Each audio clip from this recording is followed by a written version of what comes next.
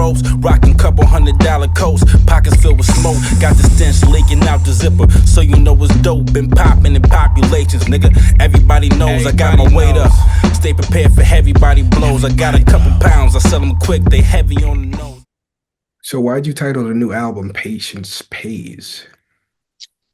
Oh man, the title is just really a testament of my work over the past few years. Um, I think like the last time we spoke was for Ugly Luxury, I believe, right? I think so. Yeah. So in between Ugly Luxury, man, I had a lot of placements and credits, working with West Side Gun, Conway, me and Jay Skis work a lot. So over those past few years, I've been able to travel and meet a lot of people and hone in on my skills and my craft. And I just feel like it was finally time to, you know, put out some music and show what I've learned. And like it finally felt like a good coming out party for it. You know what I'm saying? So like, Patience Pays was just it just felt right, and it's been something I've been trying. I held on to that title for a minute too. Hmm. So what does that look like for you? Patience paying off. How has being patient benefited you in your music career? Like I said, like sitting in the studios with Conway, with West Side Gun, with Camino, Jay Skis, um, and just being a fly on the wall, learning the business, learning different sonics, becoming a better engineer, becoming a better listener. Um, all those things just kind of go into it. And then obviously being a student of the game, loving hip hop and just trying to always be the best version of myself. So I just feel like, it all just kind of correlates into the same thing. Yeah. Now the artwork is real dope for the album. Who came up with that? You're welcome. Uh, so I had put out like a book stats trying to how to make a cover for Patience Pays because like I didn't have like an image, you know. So then one of my real good friends from grammar school, he wrote me he's like, yo, remember that game back in the day? The what's it called? Mine something. And he sent me that picture and it just sparked ideas. And so I sent it to the cartoon guy. And he cartoon guy talked to me and we figured it out and he did his thing. Shout out to Manny, Toonhead Manny. Okay. Um, Breathe Easy might be my favorite joint on the album. Um, it has a dope feature from Mickey Diamond on it. How'd that song come together?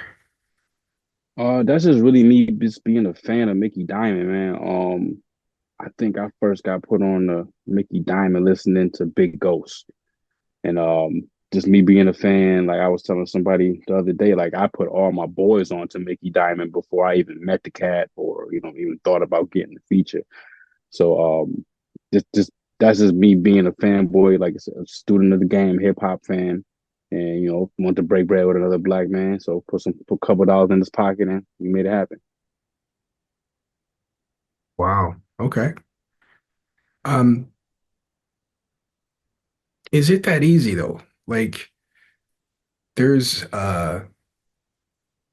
in your part in your part of the state, it's been bubbling for years. It's coming up. Is there a camaraderie amongst everybody up there? Is there Um, I mean, if you were kind of in the underground circle before it popped off, like everybody's kind of like clicked into that. So like, I mean, I'm real cool with Ethos, Pounds, the guys from Rochester, Falcon Crest guys in Toronto, everybody in my region. Um, I think like the cool part is just like watching West and Conway and them just take what we're doing and this sprinkling a little different type of extra sauce on there and making it a little bit more mainstream. So it gives everybody like a sense of competition because everybody wants to work a little bit harder, but it also gives us a sense of validity knowing that, hey, like these are the homies and what I mean? Like it's right there for the taking if we do something right. okay? You have a song on the album called God Lives Through, and it has elements of a Tribe Called Quest classic. Um, Why did you decide to flip that one? Um, well, as you know, Tribe got put into the Rock Hall of Fame this year. I actually got invited to the Rock Hall of Fame this year to, go walk around or whatever. I actually bought um Midnight Marauders vinyl that day. Uh, but I've always been a big Tribe fan. And God Lives Through was one of my favorite tracks growing up. So I always wanted to flip it in some type of way. And I've talked about it with L Biz for a couple years now. And it only made sense that like I caught a real um, you know, how could I classify it? Napoleon. Uh I don't know, like he's just very Afrocentric, you know what I'm saying? Like it made sense for me to put him on that record.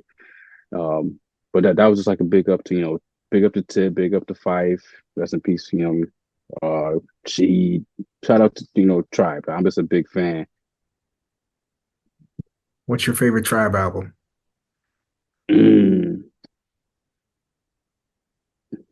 It gotta be it's Midnight Marauder. Okay. But I don't know. I like them all.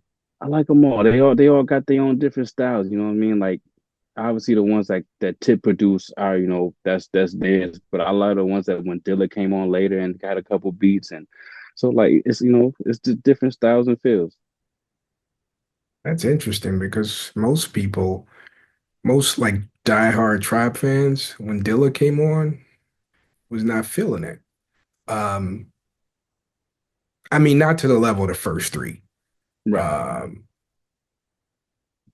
I don't I know, mean, man. low end theory is a classic too. Yeah, Um, I think the first three are classics. Um, you know what I didn't like was the last one, and I hate to even say that because it was like vice passing and yeah.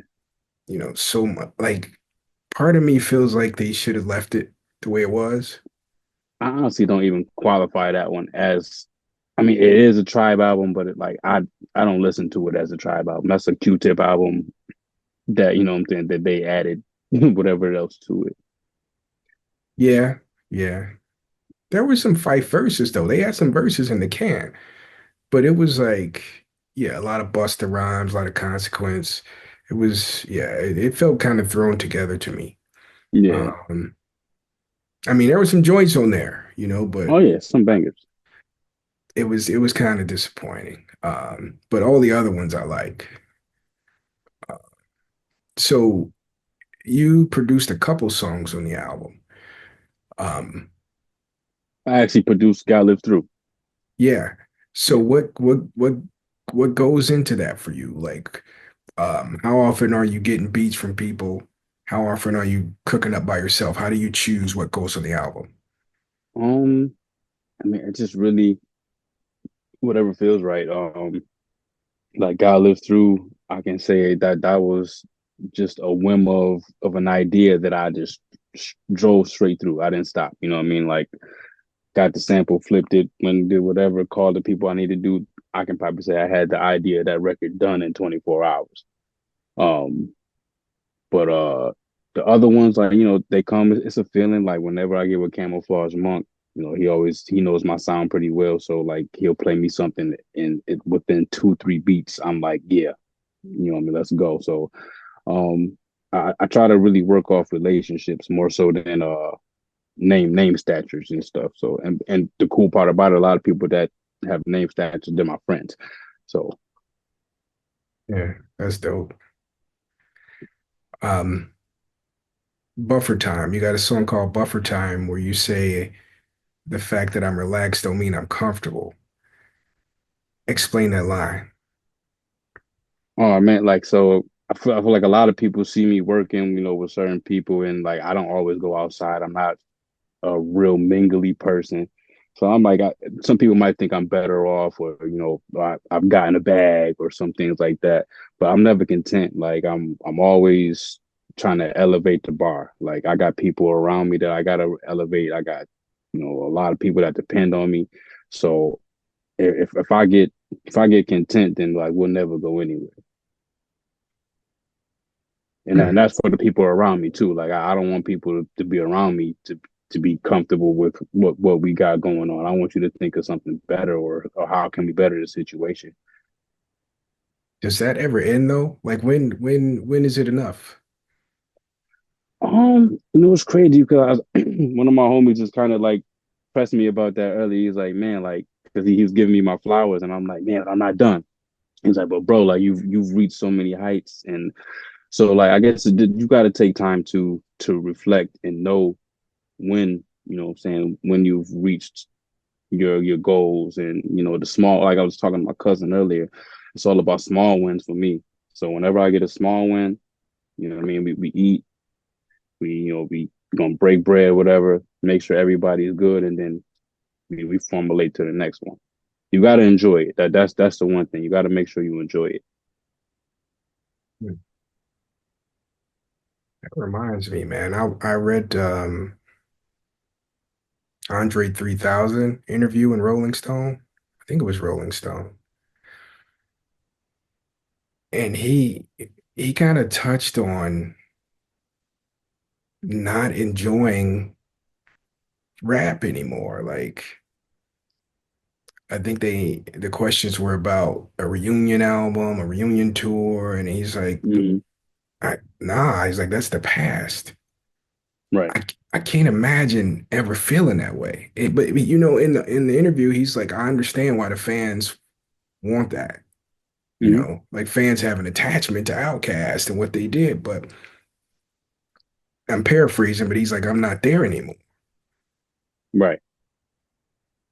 It just blew my mind. Like, yo, I can't imagine being that good at something and then just going, I'm done Well, I mean, it's not like he really stopped. He didn't stop being creative. He stopped rapping. rapping.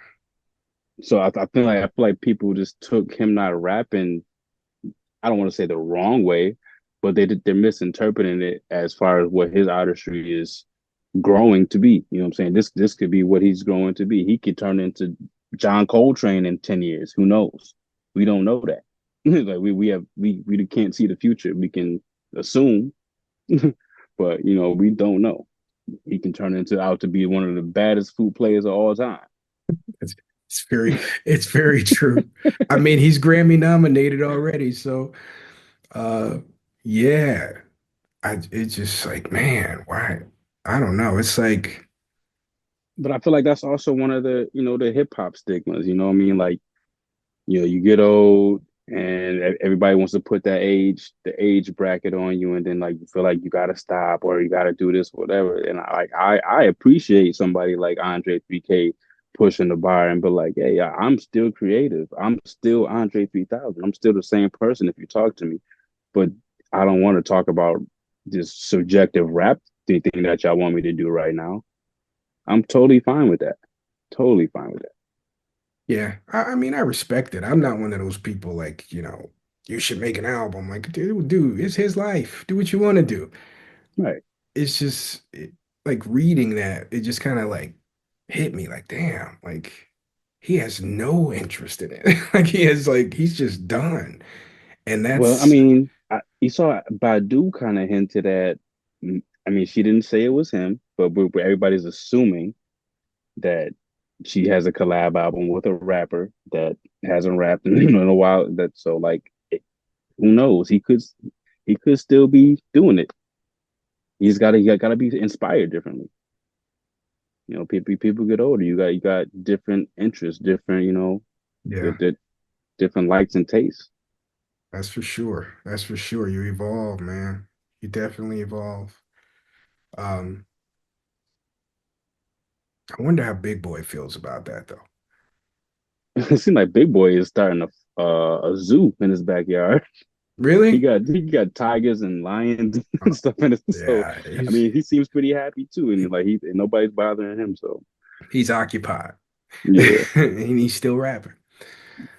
All right, man. Last question. Uh, what do you hope to achieve with Patience Pays? Uh, it's kind of crazy. It's kind of already happening. So patience pays. I wanted to be a testament of my work, and Like just this morning, I just announced that I'll be on tour with Jay Skis for the second leg of his tour. So that's just, like I said, a testament of me sitting patient, not asking too many questions, just waiting for somebody to call whenever it's time for me to get in the game. Not now, now I'm in the game, and now we about to go do 5 cities: Toronto, Cleveland, Denver, Boston, and I can't remember the other one. But yeah, you know what I'm saying? Like blessings, man. Like things that I would never have imagined have gotten if Yeah, I had, maybe pushed the envelope a little bit. that's dope, man. Congratulations on that. Appreciate that. No doubt. All right. Toneyboi, thank you for joining the realhiphop.com. Thank you, Sebastian. Always a pleasure. You're welcome, man. Peace. Peace. Hey, yo, chilling on the 6th floor.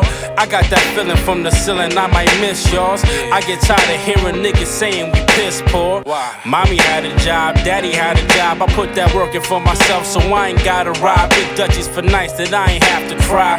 The realest nigga, you ain't got it, I'ma hold